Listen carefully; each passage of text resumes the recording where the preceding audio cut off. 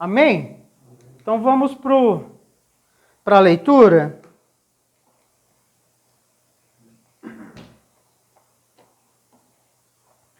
Bom, nós vamos começar o Sermão do Monte. O Sermão do Monte, nós vamos usar o texto de Mateus. Começa no capítulo 5, verso 1, vai até o capítulo 7, verso 29. Parte também do sermão é apresentado por Lucas, tá? Lucas, deixa eu ver aqui no capítulo 6.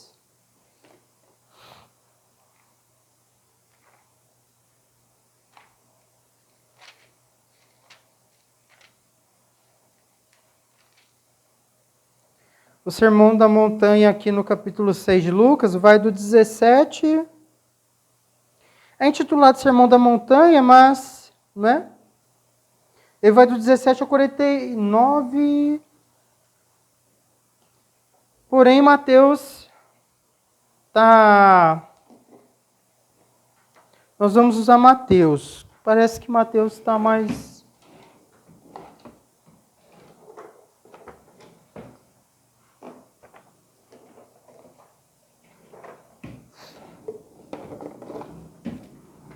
Certo? Eu leio depois o irmão. Tem aí no 7, quem cair no 7 vai ler o 7 e o 8, você vê que está junto aí. Quem cair no 14, vai ler o 14 e o 15 junto. Tá bom? Bom, Mateus 5, a partir do verso 1. E Jesus, vendo a multidão, subiu a um monte e, assentando-se, aproximaram-se dele os seus discípulos. Pode ler. Isso. E Jesus, vendo a multidão, subiu a um monte e, assentando-se, aproximaram-se dele os seus discípulos. E abrindo a sua boca, os ensinava, dizendo... Pode ler, irmão. Zé. E abrindo a sua boca, os ensinava, dizendo: Bem-aventurados os pobres de espírito, porque deles é o reino dos céus. Bem-aventurados os pobres de espírito, porque deles é o reino dos céus. Bem-aventurados os que choram, porque eles serão consolados. Bem-aventurados os que choram, porque eles Serão. serão consolados. Amém. Bem-aventurados os mansos, porque eles herdarão a terra. Bem-aventurados os mansos, porque eles herdarão a terra. Bem-aventurados os que têm fome e sede de justiça, porque eles serão fartos. Bem-aventurados os que têm fome e sede de justiça, porque eles serão Fartos. fartos. Bem-aventurados os misericordiosos, porque eles alcançarão misericórdia. Bem-aventurados os limpos de coração, porque eles verão a Deus.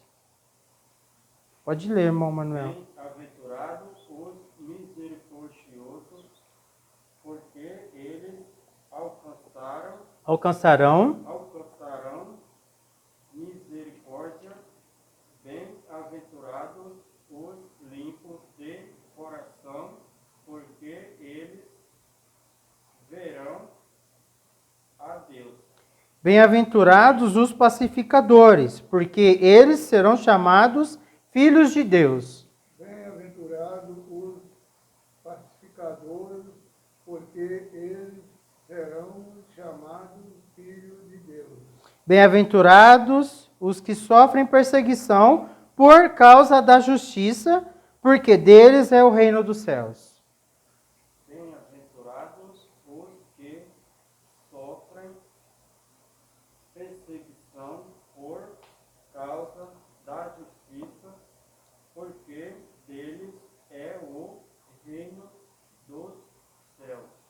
Bem-aventurados sois vós, quando vos injuriarem e perseguirem, e mentindo, disserem todo o mal contra vós por minha causa.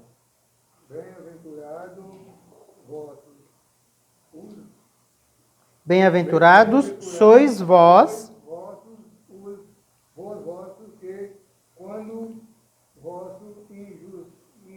quando vos injuriarem, e por perseguirem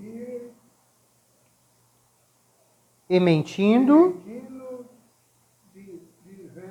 disserem todo mal contra vós por minha causa. exultai e alegrai-vos, porque é grande o vosso galardão nos céus, porque assim perseguiram os profetas que foram antes de vós. Exultai e alegrai-vos, porque é grande o vosso galardão nos céus, porque assim perseguiram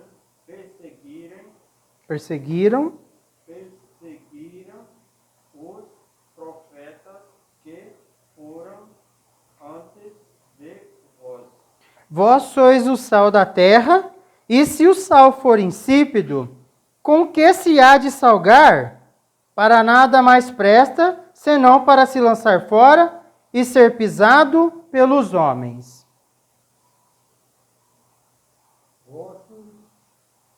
Vós sois o sal da terra, e veio o sal fosse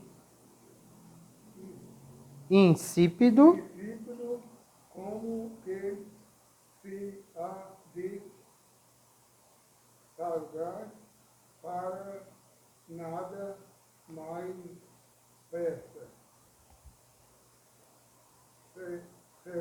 Senão para se lançado fora e ser pisado pelos homens. Vós sois a luz do mundo. Não se pode esconder uma cidade edificada sobre um monte, nem se acende a candeia e se coloca debaixo do alqueire, mas no velador, e dá luz a todos que estão na casa. Vós sois a luz do mundo, não se pode esconder uma cidade edificada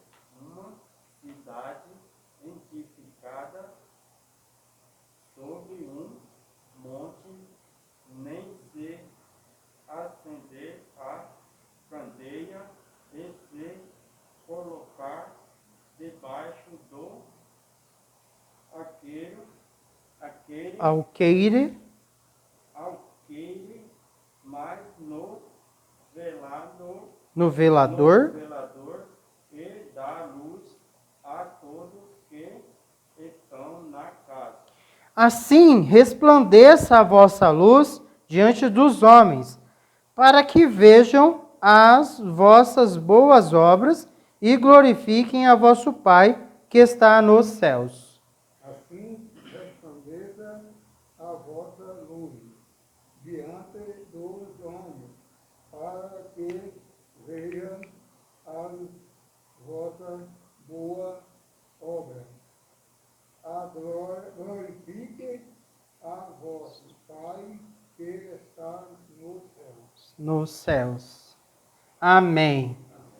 Então nós temos os pobres de espírito.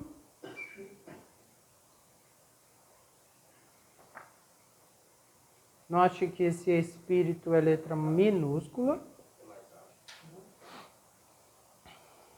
Porque o nosso espírito somos nós, né? Bem-aventurados os que choram.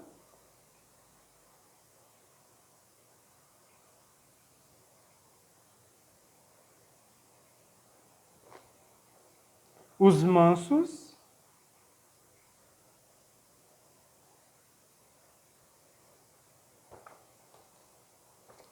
os que têm fome e sede de justiça.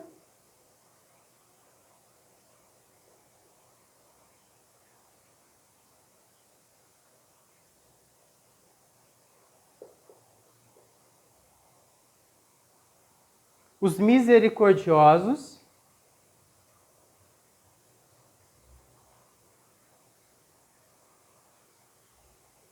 Misericordiosos.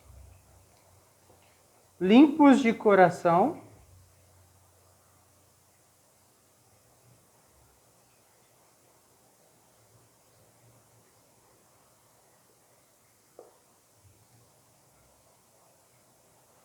Pacificadores.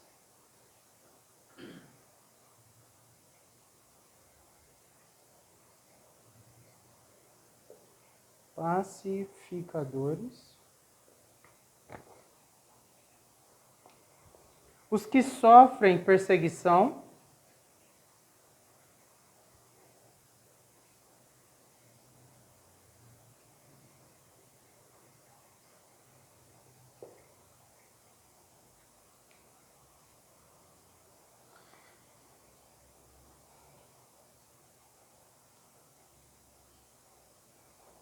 Então, nós temos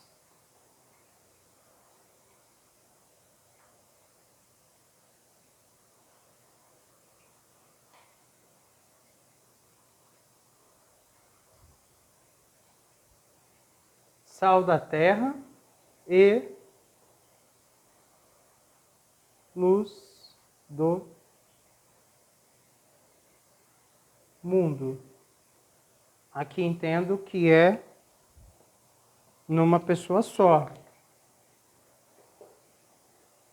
Não é dividido, né? Não tem como ser sal e não ser luz. Não tem como ser luz e não ser sal. Sim? Então, os pobres de espírito, deles é o reino de Deus.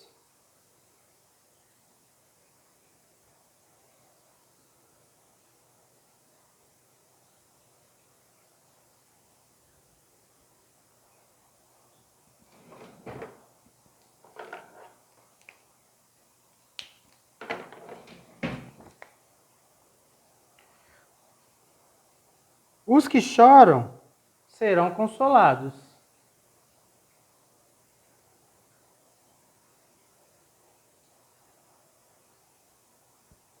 Conseguindo ver, irmão Zé? Está conseguindo ver aí?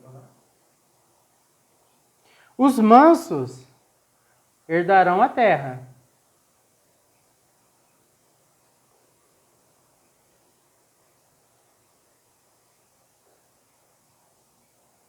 Os que têm fome e sede de justiça serão fartos. Quer dizer, se você tem fome e sede, alimento sólido e alimento líquido. Líquido e sólido. Você não vai só se alimentar, você vai ficar até farto. Vai ser em abundância.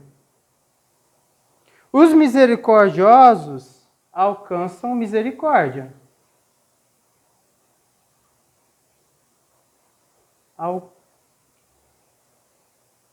Alcançarão misericórdia.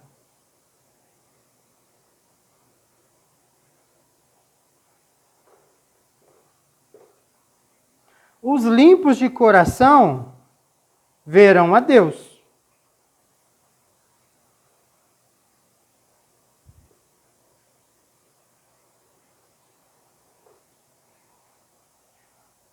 Os pacificadores serão chamados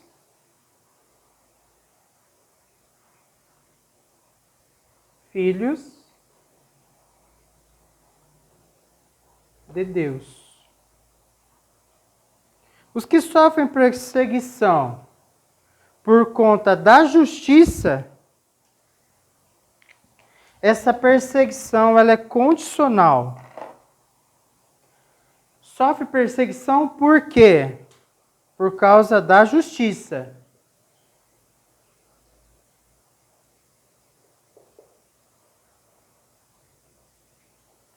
que eu acabei de falar da lagarta? A justiça de Cristo. Certo? Sofre perseguição por conta de ser justificado. Por conta... Eu já vou entrar mais em detalhe conforme nós for passo a passo aqui, né? Por esses que sofrem perseguição por causa da justiça, deles é o reino dos céus.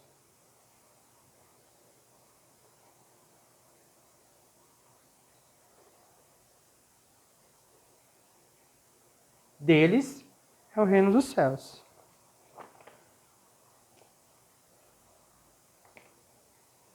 Bom, sal da terra e luz do mundo. Vamos deixar aí, por enquanto, sem anotação.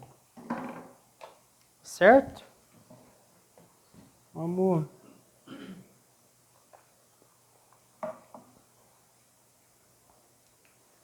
Bom, um homem chamado MacArthur traz uma meditação interessante. Nós vamos usar os comentários bíblicos desse livro da Beacon aí, como base, como fundo. Eu fiz não trouxe todo o comentário, fiz um apanhado. Então esse MacArthur ele traz uma meditação interessante. Um visitante imaginário de um lugar muito distante. Não são exatamente essas palavras que ele usa, mas eu dou uma adaptada aqui porque é muito fantasioso. Um visitante imaginário de um lugar muito distante fosse visitar uma típica comunidade cristã. Tendo lido o Sermão do Monte no caminho, ele ficaria perplexo pelo contraste.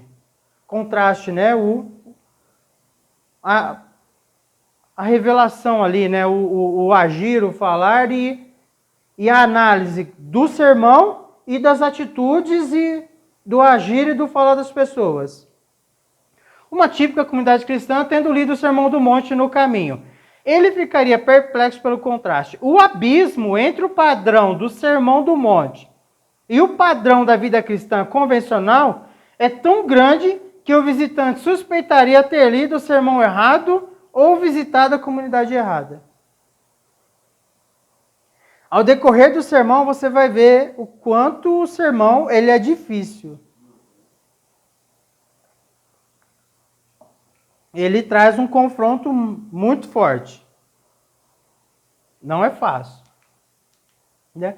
O cenário do sermão. Alguém poderia deduzir do primeiro versículo do capítulo 5 de Mateus que Jesus deixou a multidão e entregou esse sermão somente para os discípulos.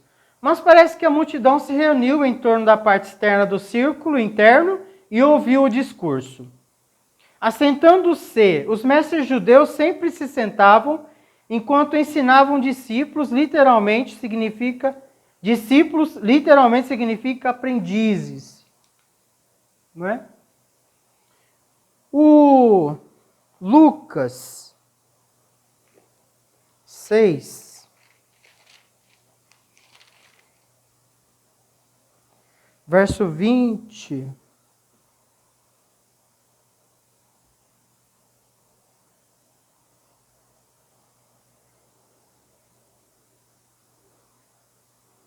No verso 17 de Lucas 6, está escrito assim: E descendo com eles, parou num lugar plano e também um grande número de seus discípulos, e grande multidão de povo de toda a Judéia, de Jerusalém, e da costa marítima, e de Tiro e de Sidom, os quais tinham vindo para o ouvir, e serem curados das suas enfermidades, como também os atormentados dos espíritos imundos, e eram curados.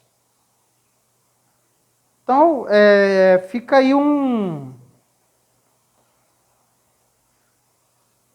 só por Mateus, dá a impressão que é só com os discípulos.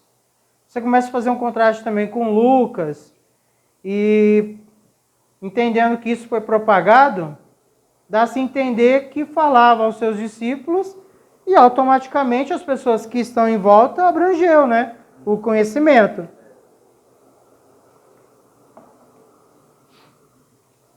As beatitudes na Bíblia, né? Bem-aventurança, estado de plenitude, de felicidade profunda, experienciada pela presença de Deus na vida eterna. Os pobres de espírito, cada beatitude começa com bem-aventurados o que lembrava aos ouvintes o Salmo 1:1. Lembrar, bem-aventurado o varão que não se senta na roda dos escarnecedores, e assim vai, não é? A palavra grega makaro significa feliz, mas é óbvio que as bênçãos contempladas nas beatitudes não podem de forma alguma ser expressas em nosso idioma pela palavra ou pelo conceito de felicidade. Essa é uma das questões difíceis da língua portuguesa, expressar o grego, o aramaico, ali a cultura, né? Elas se referem antes à bem-aventurança que só vem para aqueles que desfrutam da salvação em Jesus Cristo. Hunter sugere, é um homem, né? Esse Hunter, a beatitude é a felicidade do homem que, em comunhão com Deus, vive a vida que é realmente a vida. Eu entendo aqui que ele está falando da vida que é realmente a vida, que é assim, se Deus é o teu Criador, você precisa viver a vida que Ele determinou para você viver, que Ele proporcionou para você viver. Nós conversamos agora há pouco aqui no exemplo da metamorfose da borboleta. O desejo de Deus é que todos cheguem ao nível de libertação, semelhante ao da borboleta, e não fique como lagarta e nem morra no casulo e nem morra como lagarta.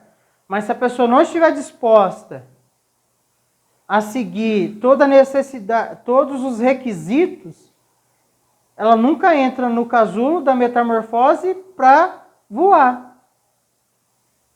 Porque o voo, ele é bom e é libertador.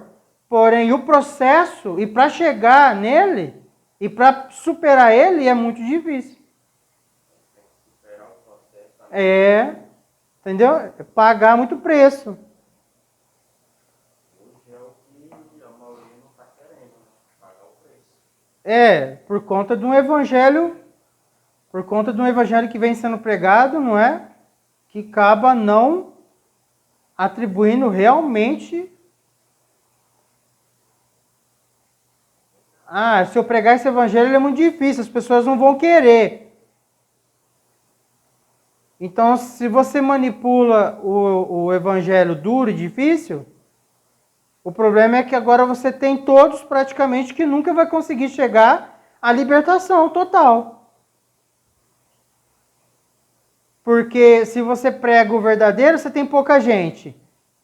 Mas se você dá uma maquiada nele, você tem muita gente, mas você não tem ninguém, na verdade, voando.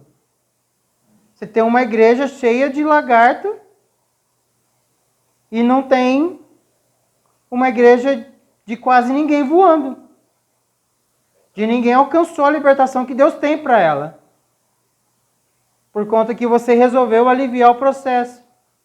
E as pessoas não são suas. Porque nós não criamos nenhum ser humano.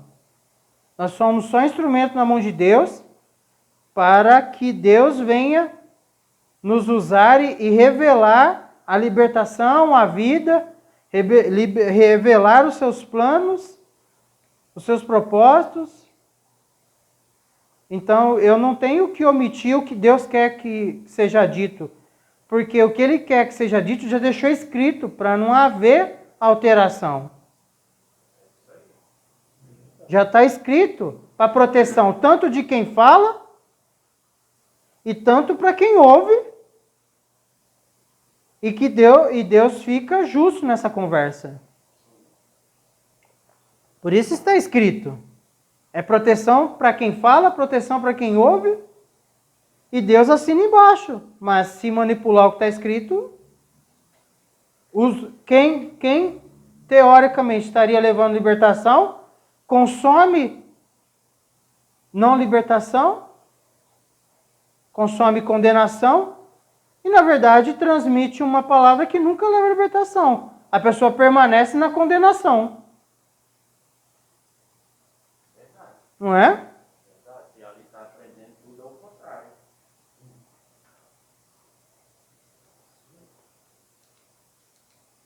Os pobres de espírito são aqueles que reconhecem a sua pobreza espiritual. Lucas 6,20 diz: bem-aventurados vós os pobres. Mas após o cativeiro babilônico, a frase os pobres era frequentemente usada para os piedosos, em contraste com os opressores, ricos, ímpios e mundanos dos pobres. Assim, as afirmações em Mateus e Lucas significam a mesma coisa. Então, note que a tradução traz pobres, mas, na verdade, estariam se referindo a pessoas piedosas. Pessoas que estão dispostas a viver como Deus quer que vive. Abrir mão de pecado, pegando o caminho estreito, apertado, difícil. Bem-aventurados são aqueles que sentem a sua necessidade espiritual, porque esses pobres são bem-aventurados, porque deles é o reino dos céus. As beatitudes estão na forma de paralelismo sintético, um tipo de poesia hebraica na qual a segunda linha completa o significado da primeira. Desse modo, aqui a segunda linha define mais especificamente a conotação de bem-aventurado. Essa é uma forma, não é, de ser escrito onde a segunda linha reafirma a linha anterior. Esse paralelismo sintético é isso. Você lê a primeira e a segunda reafirma, dá suporte, se baseia, enfim, isso se amarra, sabe? A primeira beatitude atinge diretamente o centro da necessidade do homem, não é?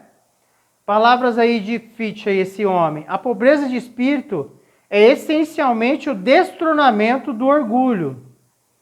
Quer dizer, os pobres de espírito, nós acabamos de entender que são os piedosos.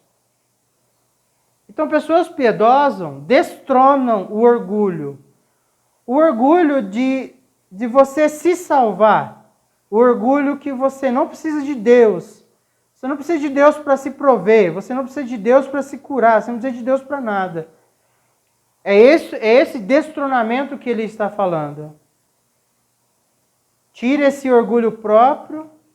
A pessoa destrona esse orgulho de autossustentável, de que se autoprotege, de que a força do seu braço, a capitalização do seu dinheiro, o seu estudo, enfim. Então, esse destronamento desse orgulho é isso. A pessoa destrona a sua faculdade, destrona a sua inteligência, destrona a sua força e coloca tudo em Deus isso.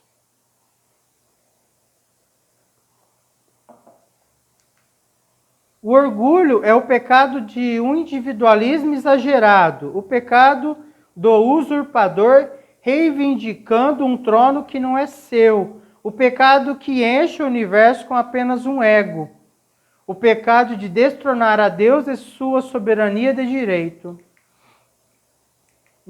Entendido aí essa questão? Bem-aventurados os pobres. E a recompensa dos pobres deles é o reino de Deus. Desses piedosos, né?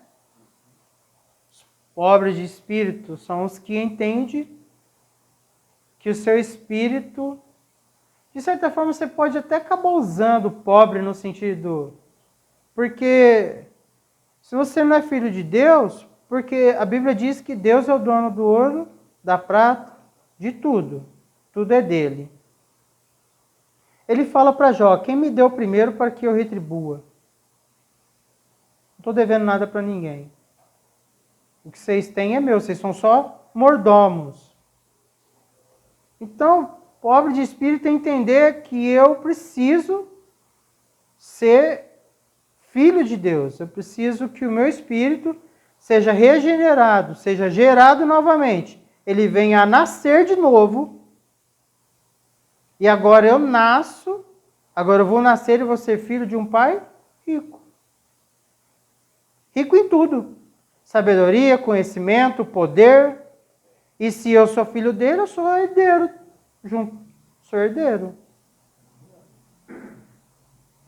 Compartilho ali, eu acabo habitando nas coisas dele, vivendo as coisas que ele tem para mim. Então, bem-aventurados os pobres, né? Que se reconhecem, né? Bem-aventurados os que choram, porque eles serão consolados. Se estivesse falando de um choro comum, qualquer pessoa pode ser consolada de um choro comum. Vamos dizer, perde um ente querido, alguém vai lá consolar. Então, não faz muito sentido que esse bem-aventurados que choram, não faz muito sentido se você deixar ele num plano muito raso. Porque anterior nós estamos falando que os pobres de espírito, bem-aventurados os pobres de espírito, entendemos que os pobres de espírito são pessoas piedosas. Pessoas piedosas são aqueles que decidem, né, que reconhecem o seu estado, reconhecem que precisam de salvação, que precisam, não é, ser reconhecidos em Cristo. Então, automaticamente, esse tipo de pessoa, quando se dá conta da necessidade do regenerar, quando se dá conta da necessidade do nascer de novo, ele chora o arrependimento do pecado. Ele chora a necessidade de ser salvo. Então, ele é consolado. Note que uma coisa vai começar a se amarrar na outra, como se fosse degraus. O nosso texto está escrito de cima para baixo, mas era como se nós colocássemos esses números de baixo para cima e começasse a subir degraus. Você vai ver que um versículo começa a fazer base para o outro. E todos eles fazem base de uma transformação. Você vai ver isso, que começam a se ligar. Essa caminhada, ela começa... Se você atingiu o primeiro nível da pobreza espiritual, do entendimento, você passa para o segundo, que é chorar o arrependimento, a necessidade, entendeu? De Cristo, a necessidade do meu remidor, a necessidade daquele que vai pagar a minha dívida do pecado, porque eu sou pobre espiritualmente. Eu me coloco numa condição de piedoso por conta que eu alcancei a misericórdia de Deus, da justiça de Cristo ser depositada em mim. Eu aceitei Cristo, a justiça de Cristo vem sobre mim, o poder do Espírito habita em mim, então ele me convence do pecado e do juízo, então eu choro arrependimento. Então eu serei consolado. Serei consolado porque eu não serei mais um espírito órfão. Agora eu tenho quem me consola. Rogarei ao Pai que envie o Consolador, o Paracleto, o Espírito Santo. Chorar é algo que vem logo depois da necessidade de ser pobre de espírito. Este choro leva ao arrependimento e à conversão, mas não para aqui. Continua toda a vida do cristão consciencioso, que tem consciência. Não se acha acima do pecado, não pensa que está acima do pecado, que não tem mais pecado, que não peca mais, que não erra mais, que não é necessário mais arrependimento. Então eles choram durante a caminhada cristã. Por conta do Espírito estar do lado, então ele tem um consolador, uma pessoa para consolar. Ele recebe a consolação. A promessa para aqueles que choram é que eles serão consolados.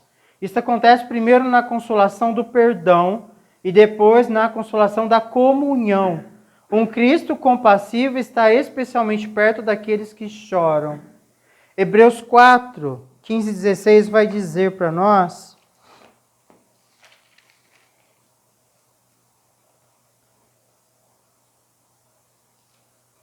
porque não temos um sumo sacerdote que não possa compadecer-se das nossas fraquezas, porém um que, como nós, em tudo foi tentado, mas sem pecado.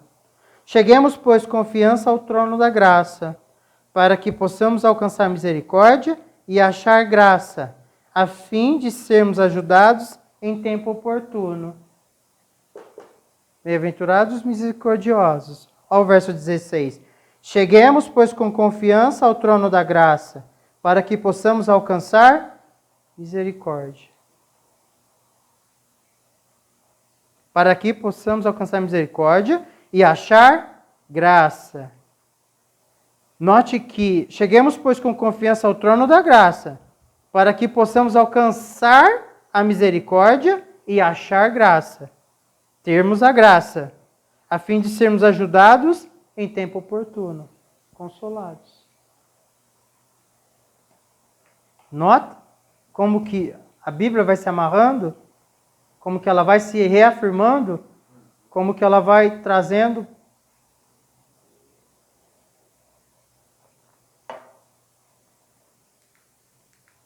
Os mansos. Eu recebi uma definição de manso um pouco diferente dessa, mas dessa eu gostei muito e também gostei de uma outra definição que não está aqui. A Bíblia diz que Moisés era um homem muito manso, muito manso. E a pessoa, o pastor que já dorme no Senhor, espero, ele fala que essa mansidão, ela você tem poder de esmagar, mas você não esmaga. Moisés tinha uma autoridade tal, ele tinha assim, da parte de Deus, ele tinha um respaldo tal que ele esmagaria qualquer um. E ele não fez isso. Ele não invocou a justiça de Deus sobre as pessoas, ele concedia perdão. Dava oportunidade, intercedia, mesmo vindo contra ele, ele ainda estava ali ajudando, estava ali intercedendo, liberando perdão, para que menor fosse a gravidade, porque Deus julgava tudo que viesse contra ele. Então, toda atitude que aconteceu de pessoas que se levantou contra Moisés foi porque Deus julgou fazer. Não porque Moisés ficava invocando isso com orgulho, prepotência e arrogância sobre a pessoa. Deus julgava e fazia. Mas não era ele quem invocava em ódio, em amargura, em prepotência, em arrogância. Não. Então eu gostei muito dessa definição também de mansidão. Jesus vai falar assim: aprender de mim que sou manso e humilde. Jesus não tem todo o poder para condenar? Não tem? Todo o poder para esmagar. Porém, esse momento ele não faz isso. Ele intercede, tem paciência. Muito semelhante a Moisés, né? Muito semelhante. Moisés está refletindo grandemente ali a pessoa, né, de Deus, né? Fez um bom trabalho, né? Como homem, principalmente naquela época, né? Conseguiu fazer um bom trabalho, né? Um ótimo trabalho, né? Deus trabalhou também muito naquele homem, né? Eu falo assim que você não chega, eu penso assim, você não chega nesse nível sem muita dor, sem muito sofrimento e também com um pouco de solidão. Lembra do casulo?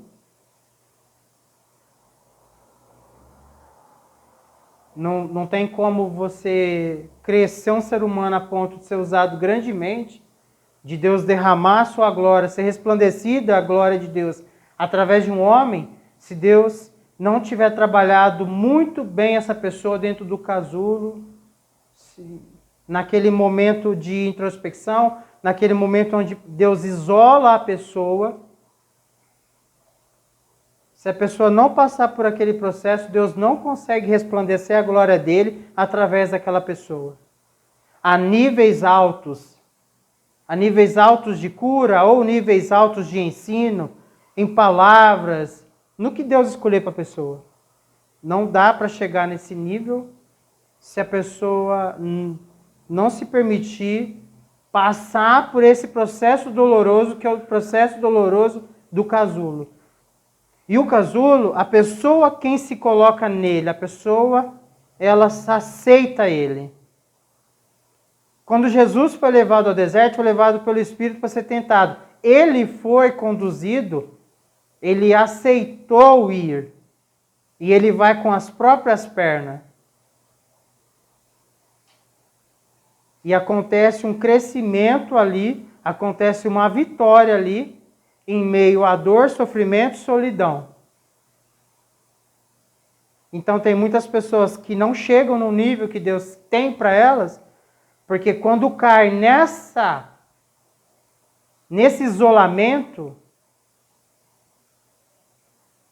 decide não continuar nele, decide por livre-arbítrio falar, eu não quero. Em vez de dar um passo à frente, dá dois para trás. Por conta que a dor é muito grande, irmão Manuel. É muito contrário ao homem. É muito difícil entender. E muitas pessoas que passaram por isso, muitas vezes não sabem repassar. Muitas pessoas que passaram pelo processo e estão hoje resplandecendo a glória de Deus, muitas vezes passa isso para as pessoas como se fosse algo fácil. Passar pelo processo do casulo, passar pelo processo do isolamento, é só você e Deus. É dor, é sofrimento, é angústia, é muito difícil passar. Tem muita gente que passa isso para as pessoas como se fosse algo fácil. Passam isso, são vistos até como um super-herói, um super-homem, uma super-mulher. Ainda fala assim, é fácil, eu passei, isso aí também é fácil. Eu passei, você passa, mas em Cristo Jesus e pela força do Espírito. Você não passa isso pela sua própria força. Impossível. O que a sua parte qual que é? A sua parte é permanecer nele. Hoje eu estava... Deixa eu colocar água primeiro aqui. Por mim, vocês podem tirar isso aí, eu não suporto. Me faz até beber menos água essa máscara. É difícil para mim suportar isso aí.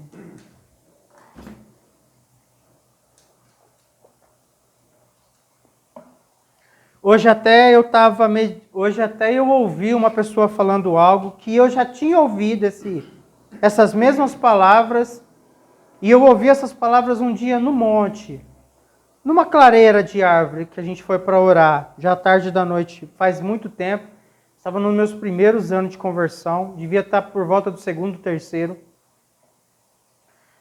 E a palavra é assim, que Deus fala assim, empurra a pedra. E é uma rocha muito grande, todo dia aquela pessoa trabalha empurrando aquela rocha, e aquela rocha não sai do lugar. Então chega um dia, ele se vê se indagando, e pensando, se indagando, refletindo, e fala assim, não foi Deus que falou isso para mim, foi coisa da minha cabeça. Porque estou eu já há tanto tempo empurrando essa rocha, e ela nunca consegui tirá-la do lugar, ela nunca saiu. Eu estou nessa situação há tanto tempo, empurrando e fazendo força para que ela mude. Estou aqui tentando interferir nessa situação há tanto tempo, para que ela mude, e ela nunca mudou. E Deus vem e fala para a pessoa assim, se olha no espelho agora. Você nunca moveu a rocha, mas olha o seu tamanho. Olha a sua força. Olha quem você é hoje e olha o que você era quando você começou a fazer força naquela situação. Aquela situação nunca mudou, mas aquela situação fez você crescer. Fez você ser outra coisa hoje. Então lembra que eu falei, se eu cortar eu provavelmente vou cortar, então as pessoas que ouvirem eu falar muito dessa questão da borboleta, vai ter um vídeo que eu vou tentar anexar esse vídeo. Então, você não sai do casulo a menos que você cresça tanto. Porque quando você crescer, com certeza, pela força de Deus, pela permanência do Espírito, o casulo agora, ele não mais se suporta, ele rompe. Por quê? Chega um determinado momento que você fica pronto e você cresce, que agora toda a elasticidade do casulo não consegue te conter mais. Porque você está pronto. Automaticamente o crescimento acontece, automaticamente o crescimento rompe o casulo, na hora certa, então sai uma borboleta. Porque durante o processo dentro do casulo você foi desconstruído. E foi construído novamente. Quem quiser ganhar a sua vida, perdê-la-á. Foi isso que Cristo falou. Então, dentro do casulo, há uma desconstrução de quem você é e uma construção de quem Deus quer que você seja. Então, você nasce de novo.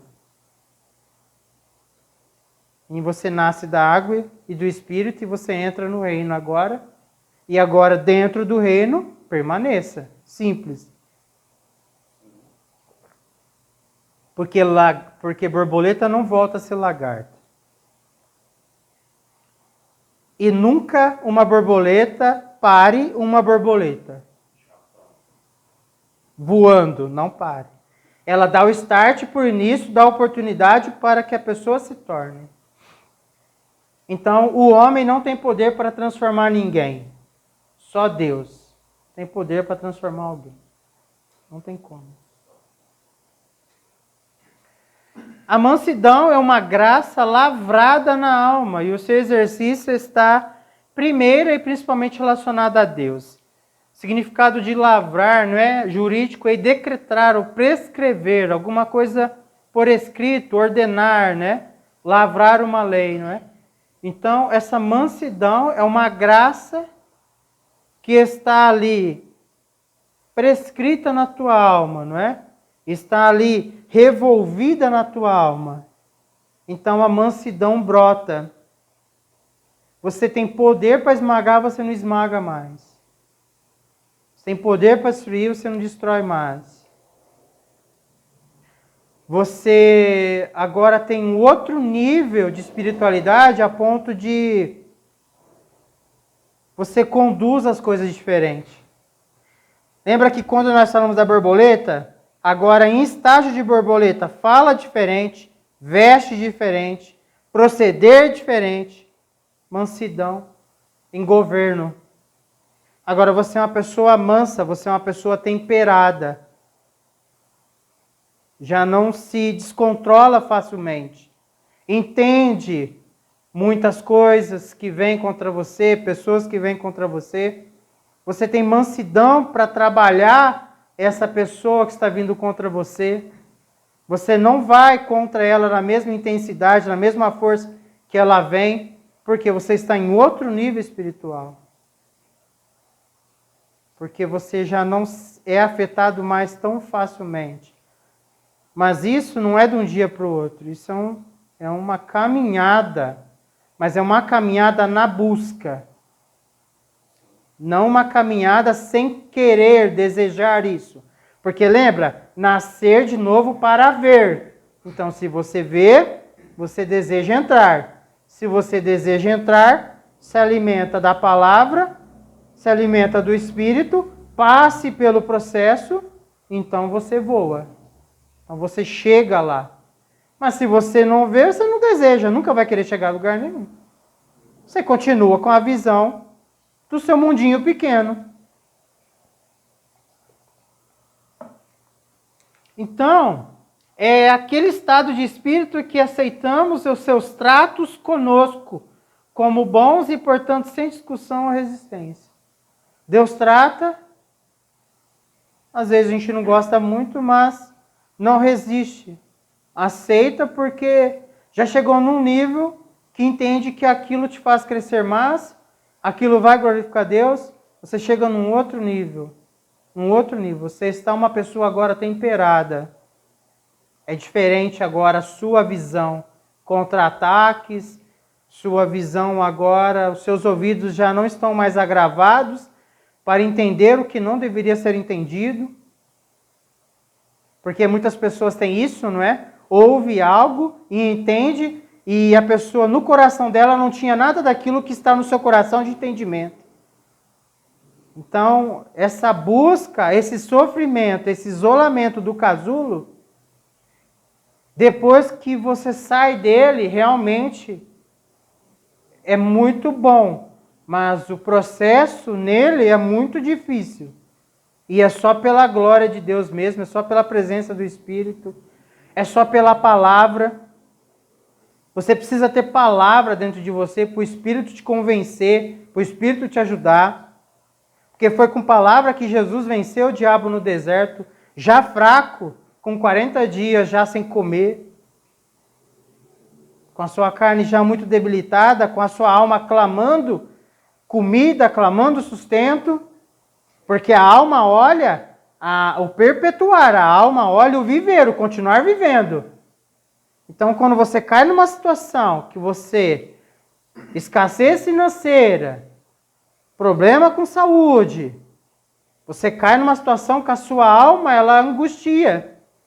O seu centro de emoções angustia. Porque todo dia é um dia de esperança que vai mudar, e esse dia não chega. E esse dia não chega. E passa, no começo você vai bem, mas chega um determinado dia que a alma estressa. Não é? Direi a minha alma, não é? Porque se abate, espere em Deus. Então, quer dizer, você vai começar uma meditação interior que vai acontecer. Não sei o dia, mas vai acontecer.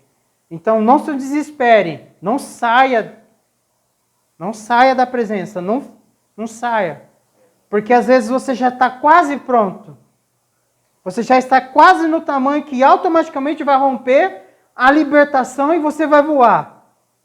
Porque não dá para dar asa para a lagarta. A lagarta pensa diferente, ela age diferente e ela se veste diferente. Não dá para dar asa para a lagarta. Precisa desconstruir a lagarta para se nascer uma borboleta. Não se coloca asa em lagarta. Pensou uma lagarta com asa? Que feio? Seria um crente vestido, com uma Bíblia debaixo do braço, falando palavrão, indo em casa de prostituição, traindo sua esposa. É isso, uma lagarta vestida com asa. As pessoas olham e falam, que negócio esquisito. É isso que acontece. E é esse tipo de gente que atrapalha muita gente vir para a igreja. É esse tipo de gente. Lagarta com asa. É desse jeito. Não voa, porque tem muito peso para voar. Fica aquele negócio esquisito, confundindo a cabeça dos outros e contribui contra o reino, não a favor do reino. Porque é uma vergonha, né? Uma vergonha. Jesus fala que antes amarrasse uma pedra e se lançasse no rio, porque faz desviar os pequeninos, né? A mansidão é a entrega a Deus, a submissão à sua vontade, o preparo para aceitar o que quer que Ele possa oferecer e a prontidão para assumir a posição mais baixa. Em termos simples, a mansidão é a submissão à vontade de Deus. Essa posição mais baixa porque, assim, no reino de Deus você não cresce para cima. É uma pirâmide, você desce. É uma pirâmide, sabe? No primeiro nível é muita gente. Então, quando você cresce, você desce um nível para suportar o piso superior. E quanto mais você cresce, mais você suporta em Deus, né? Suporta por conta do poder de Deus em você. Então, o crescimento de Deus, ele é um crescimento invertido, ele é um crescimento para baixo. Porque quanto mais você cresce, mais pessoas você tem, dependendo assim, de forma humanamente falando, não é? Porque Deus age na vida dessas pessoas através de você. Você vem trazer palavra, você vem trazer, né, um consolo, uma palavra de Deus, né? Um negócio diferente para a pessoa. Então, quando você cresce, você começa a descer e começa a ser ouvido por mais pessoas. Porque quando você estava no piso superior, você estava misturado com todos. Então, o máximo que você falava era com um pouco de pessoas. Mas na hora que você desce, na hora que você cresce, que você deve para um nível superior, para um nível mais baixo, aquele piso que está acima começa a te ouvir. Então, mais pessoas te ouvem. Por quê? Porque você passou pelo processo. Eu posso dar mais pessoas para te ouvir agora. Porque agora você tem um controle, você tem uma temperança que, se eu te der mais, isso não te mata. Porque lembra que eu acabei de dar o exemplo da pedra, de eu empurrar a pedra? Agora, quando você chega num nível maior, é como se a pedra não estivesse empurrando, mas se ela estivesse aqui, ó. Ela não me sucumbe mais. Ela mantém eu em crescimento de força. Antes a pedra estava aqui, eu estava empurrando. E só eu cresci e ela não mudou. Agora ela vem para cima de mim e ela não me consome. Porque ela me mantém os músculos, o crescimento, e na verdade provoca mais crescimento, só que por conta da experiência, agora eu não me importo que a pedra tente me consumir. Agora eu já não, a minha alma já não se angustia tanto, né? Porque com certeza algumas angústias você tem. Porque sobe de nível, o nível de combate também sobe. Muda as coisas. Quando você está atrás de uma máquina é uma situação, mas quando você está como encarregado é uma situação, quando você está como supervisor é outra. E cada nível é uma tribulação diferente. É um cumprir ativo da vontade de Deus na nossa vida diária. Jesus Cristo é o exemplo supremo de tal mansidão. Dos mansos é dito que eles herdarão a terra. Você vê que você, pobre de espírito, chora arrependimento, manso, agora você herda a terra. Mas, aqui, já prometeu que o reino é teu. Então, você vê, deseja, a conversa com Nicodemos. É consolado no arrependimento, no choro de arrependimento. A mansidão vem, o aceitar o trabalho de Deus. Então agora você está pronto a herdar a terra. Herdar mordomia sobre a terra. Porque se você é filho de Deus, se o reino é teu, né? Porque se você faz parte desse reino, então isso aqui é de Deus, então você herda de Deus. Herdarão a terra. Não é? O mundo acredita que o caminho para vencer é fazer valer os seus direitos. Mas Jesus disse que aqueles que aceitam a sua vontade um dia reinarão com eles. Com ele. Os que têm fome e sede de justiça. Aquele que verdadeiramente nasceu de novo sentirá fome e sede de justiça. O que nas Escrituras frequentemente significa salvação. Então, aquele que tem fome e sede de justiça, tem fome e sede da justiça de Cristo.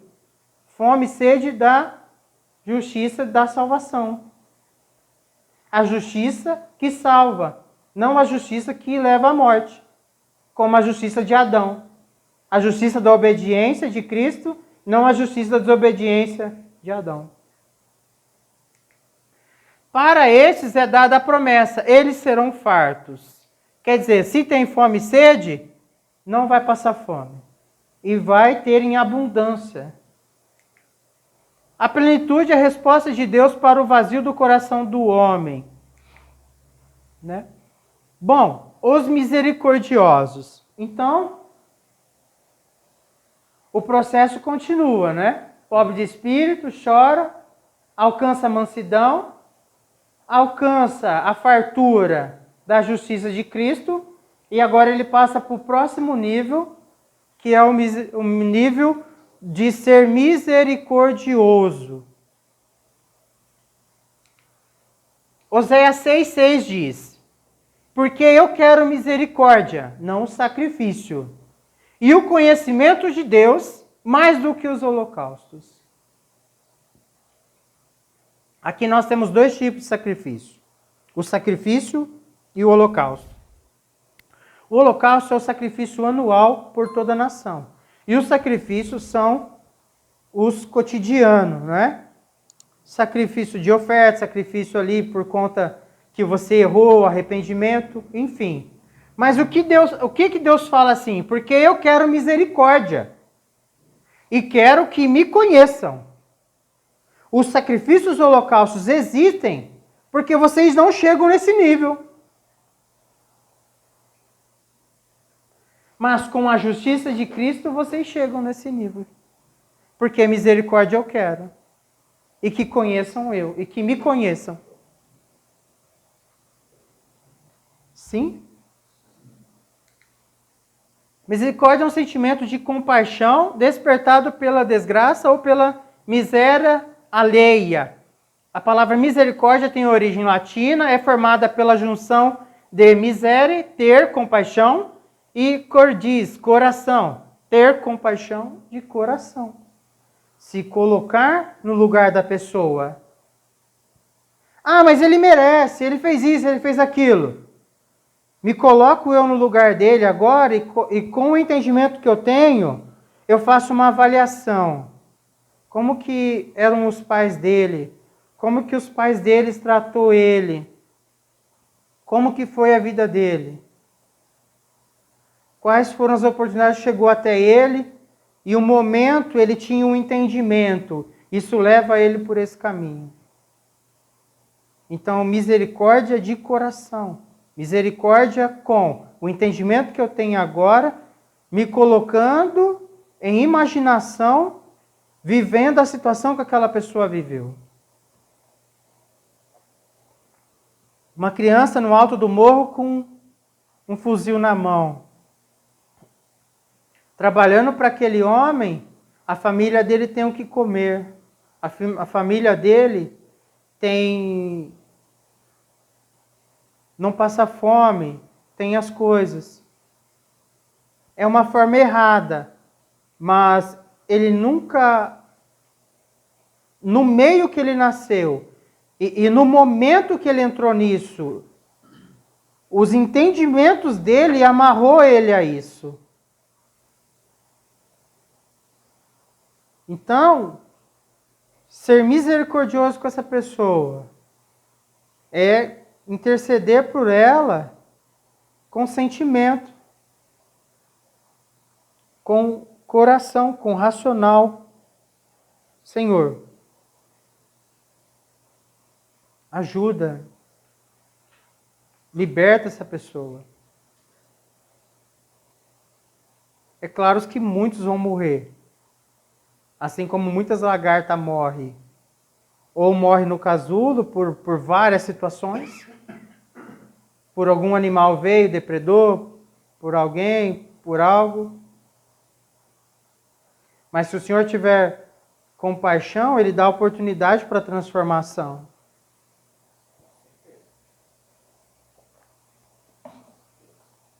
Não é? Então, aqueles que receberam a misericórdia de Deus devem demonstrar misericórdia aos seus companheiros. A misericórdia tem sido definida como a bondade em ação. Se você perdoa, recebe perdão. Se você é misericordioso, a justiça da misericórdia vem sobre você. Se você é uma pessoa muito dura, essa rigidez, essa vara rígida que você coloca sobre as outras pessoas, essa mesma vara rígida vem sobre você. Então, ofereça a misericórdia e deixe a justiça com Deus. Que Deus trate, que Deus trabalhe. Proteja-se, proteja a sua família. Não convém prudência. Se a pessoa... não podemos nos expor de guarda baixa, porque nós podemos ser atingidos a ponto de morte por conta de nós termos sido imprudentes no processo de trabalho com a pessoa. O excesso de confiança, porque eu estou fazendo a obra de Cristo, vou dar carona para alguém que não está transformado. Vou ficar pondo pessoas no meu lar que não estão transformadas. Eu trato essa pessoa, trabalho com essa pessoa, mas protejo minha família. Eu preciso me proteger, eu sou um provedor da minha família. Não é porque eu estou trabalhando para Cristo que eu vou de peito aberto fazer as coisas. Preciso proteger a minha família. Preciso me guardar porque eu sou provedor da minha família. Então não é porque eu estou trabalhando para Cristo que eu vou de peito aberto, vou dar carona para qualquer um, me colocar em situações aí com a pessoa, porque a pessoa talvez ainda não está, não posso confiar. Não posso ignorar a natureza que ainda está predominando naquela pessoa que está sendo discipulada e trabalhada. Não posso ignorar que a natureza dela ainda não se transformou. Ela não tem poder para controlar ainda a sua natureza. Ela pode se voltar contra mim e a minha família sofrer.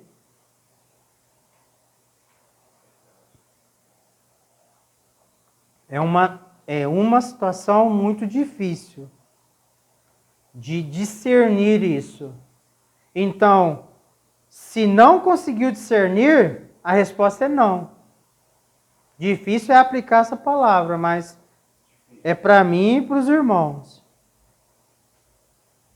Na dúvida, é não. Na dúvida, financie um Uber, financie a um profissional. Porque às vezes o negócio era com você. Com um profissional que você pague, vai dar certo. Às vezes você ia gastar X e pagando um profissional você vai gastar 3X. Mas a tua família está em segurança. Na dúvida é não. Tem que ter absoluta certeza para fazer o sim. Prudência na obra, porque tem muita desgraça que já aconteceu. Perdão da palavra que é pesada, mas uma família assassinada porque estava trabalhando para o reino e ajudando uma pessoa e a pessoa fez isso, realmente não tem outra palavra, é muito triste.